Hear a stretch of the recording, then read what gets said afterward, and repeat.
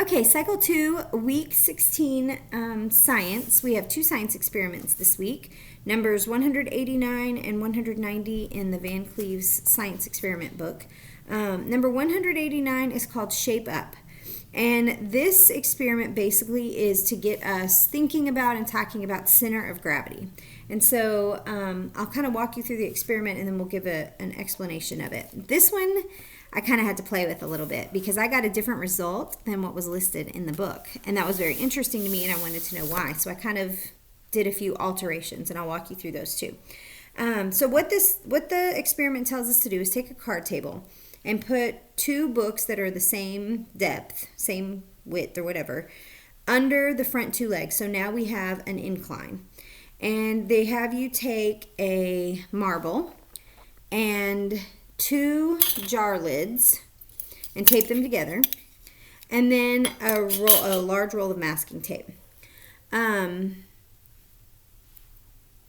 So those are the objects that they had us do. So I've already taped the lids together. We've got a marble and we've got our masking tape. And then you're going to have one of your students, 3 of your students, stand at the edge of the table with their object and then release them at the same time and see which one rolls the fastest. Okay, so the explanation of this, before I get into what worked and what didn't, we've got the issue of gravity, but if all 3 of these objects were held the same distance above the ground and dropped, they would all hit the ground at the same time. So gravity alone cannot be the explanation for why these things are rolling differently. The issue is that they're rolling. So when I've got an object that is going towards the ground, gravity is exerting energy on it, pulling it towards the ground. When it begins to roll, now it has to exert its energy around its center of gravity. So the more distributed the weight is, the more energy it takes for it to roll around wherever it's going to roll down. So our marble is very compact, it's very small. All of its weight is fairly evenly distributed, I would imagine, around the center. And so it takes very little energy to rotate the weight because it's all evenly distributed around the center. In the jar lids, I don't really have a center, and all of my weight is distributed out here around the outside. On my masking tape, I've got about the same issue. I've got nothing in the center, and I've got all my weight distributed around the outside. The experiment book says that when I roll these 2 down the table, the tape roll is going to move the slowest because none of its weight is in the center. It's located farther away from its center of gravity, so it's going to take more energy to roll around. The issue is when I put both of these down on the table and rolled them, this one rolled slower. This one actually rolled faster. So I started asking myself why, and I thought, well, maybe if I use the actual lids for the jars and distribute some of the weight back towards the center, I would get a different result. So I tried these 2 together, and this one did roll slower than this one. More quickly than this one, but it still didn't roll quickly enough that this one was now the slowest. This one was still in the middle, and this one was still the slowest. So I think what my issue is that because this tape still has the vast majority of its weight distributed around the outside, but some of it is... Let me re-explain that. If I were to take the total weight of this tape, I'm not distributing it around a very thin layer on the outside, which is how the jars are, especially the empty ones. All of my weight is distributed around a very thin circle around the outside. My masking tape has more of its weight distributed on the interior of my circle.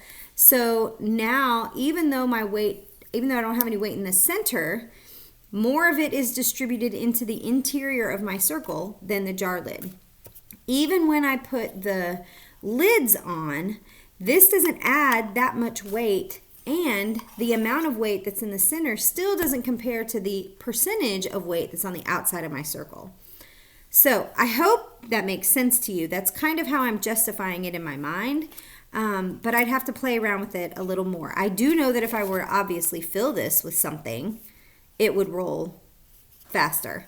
But that's kind of the point of the experiment, is showing that it doesn't, we can take things that weigh the same amount, and if if it weighs the same and it's distributed in the center, it's going to roll more quickly than if there's nothing in the center. So that's the explanation of center of gravity. Great questions to ask as you, especially with the older kids, as you're showing them these experiments and asking them, what do you think is going to happen? Maybe you cannot even mention that we have this one, and see if anybody brings it up, and then say, oh, well, we do have this one if we want to try it, or, whatever. Get them to ask questions is the point. And then to make notes in their science journals. Either draw pictures of what they did, or maybe just jot down the questions that they had, and they can play within an experiment with it at home. The second one is a whole lot easier. It's a little bit more straightforward. Number 190 is called Breakthrough. And this basically is talking about air molecules and how things travel through air. So what they've had us do is cut out two 8-inch circles like this, and cut one of them, cut a slit in one so I could make a cone. I used a 1-inch piece of tape, or about 1-inch piece of tape, on this to secure the cone. So I measured the same amount of tape and put, I don't know if you can really see it, I'm trying to show the reflection. There's a piece of tape in the center. So both of these pieces of paper weigh the exact same amount, and then they want you to just hold them up and drop them. Obviously the cone is going to drop more quickly than the paper, and the question that we're going to put to the students is why. The answer is that because we live on Earth and we are surrounded by atmosphere, there are air molecules that surround us constantly. So if things are going to move, even be acted upon by gravity, they have to move through the air molecules.